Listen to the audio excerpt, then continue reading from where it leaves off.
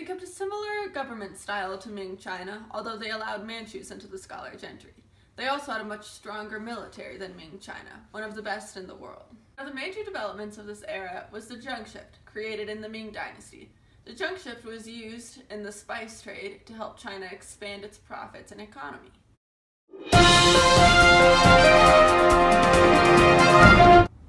In other news, China had a pretty garbage time during the industrial era.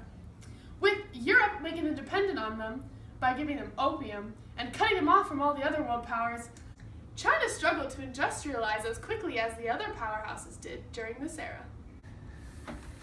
The self-strengthening movement was a set of reforms meant to make peace with Western powers. During this era, the Chinese peoples migrated to America to find work in the Transcontinental Railroad.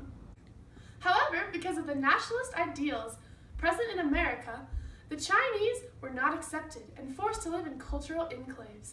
The Chinese were shut out due to the Chinese Exclusion Act. The beginning of the contemporary era was marked by China's turn away from dynastic rule and into a republic. In 1912, the Qing dynasty, the last and final dynasty, came to a close and the republic began. China remained relatively uninvolved in World War I and kept their same republic up until the beginning of World War II, when they switched into communism. China started leading towards communism in World War II, when Japan tried to invade them with events such as the Nanking Massacre. However, you don't just simply invade a powerhouse like China, unless you're, wait for it, the Mongols. The first communist leader of China, Chairman Mao, was popular among the citizens because he helped bring them back into the modern era and start them on their journey to becoming a world superpower again as they had in past eras. One of Chairman Mao's first plans was to cut up land and distribute it equally among the citizens, which helped the peasants. One of Chairman Mao's least successful developments was the 5-year plan, where he took away personal farms and made them government farms. With getting rid of this crap and getting bigger and more developed farm equipment, with the intention of spreading wealth and food amongst the Chinese people. However, it did quite the opposite, and there was mass starvation seen throughout China in this time. This is very similar to Russia's 5-year plan, because they were both epic failures. After Chairman Mao passed away, Deng Xiaoping took control of China. His views were contrary to Chairman Mao's.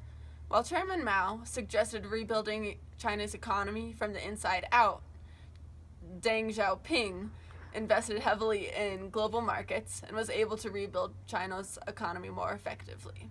He's also responsible for the acquisition of Hong Kong.